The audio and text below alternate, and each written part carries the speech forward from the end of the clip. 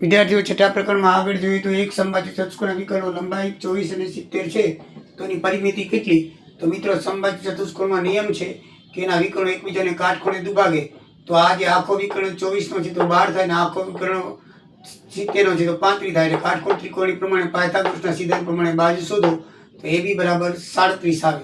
તો એક બાજુ 37 થાય તો ચારે બાજુનો સરવાળો કરીએ અથવા ગુણાકાર કરીએ તો 148 થાય. બરાબર છે. સમબાજુ ચતુષ્કોણની ચારે બાજુની પરિમિતિ એક બાજુ પાયથાગોરસના સિદ્ધાંતથી AOB લીધો, AB સ્ક્વેરથી OA સ્ક્વેર વત્તા BO સ્ક્વેર, તો આ પ્રમાણે બાજુનો સ્ક્વેર કરી અને વર્ગમૂળ કાઢી તો 27. એક ચોરસના વિકર્ણની લંબાઈ 5√2 તો બાજુની લંબાઈ કેટલી? તો મિત્રો આ વિકર્ણ છે 5√2. આ બાજુ એક ધારી લીધી પાયથાગોરસના સિદ્ધાંત પ્રમાણે એક બાજુનો વર્ગ બીજી બાજુનો વર્ગ બરાબર કર્ણનો વર્ગ એટલે 2x નો વર્ગ 50, તો x વર્ગ બરાબર 50 ભાગ્યા 2 તો x વર્ગ 25, તો x બરાબર 5. બધા જ વર્તુળો હંમેશા સમરૂપ હોય છે, એ ધ્યાનમાં રાખજો. તો ABC અને PQR ની આપણે ખૂણો A 40, ખૂણો B 60, ખૂણો Q 60 અને R 40 આપેલા છે, Q 60. તો આપણને સમરૂપતા કઈ આવશે આ ચારમાંથી દર્શાવવાનું છે? તો મિત્રો 40 40, 60 60, 80 80 એટલે ત્રણેય ખૂણા એકરૂપ છે.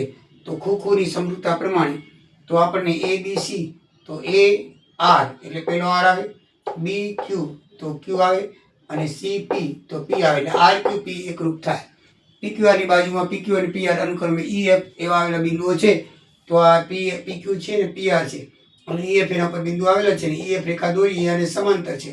તો મિત્રો આપણને EQ સુધારી છે. તો આવા સૂત્રમાં યાદ રાખવાનું, અડધી રેખા તો સામે પણ અડધી રેખા, અડધી અડધી, અહીંયા અડધી રેખા તો નીચે અડધી રેખા, એવી રીતે જે જોડકા બનતા હોય એ પ્રમાણે જ સામે બનાવવાનું. અહીંયા અડધું ને આખું હોય, અડધું ને આખું હોય તો સામે અડધું ને આખું બનાવવાનું. આ વસ્તુ બરાબર ધ્યાનમાં રાખજો. અહીંયા હાફ હાફ આવશે તો PE છેદમાં EQ અને PF છેદમાં FR ચોકડી ગુણાકાર કરશો તો તમારો જવાબ 4.5 જવાબ આવશે. જય સિયારામ.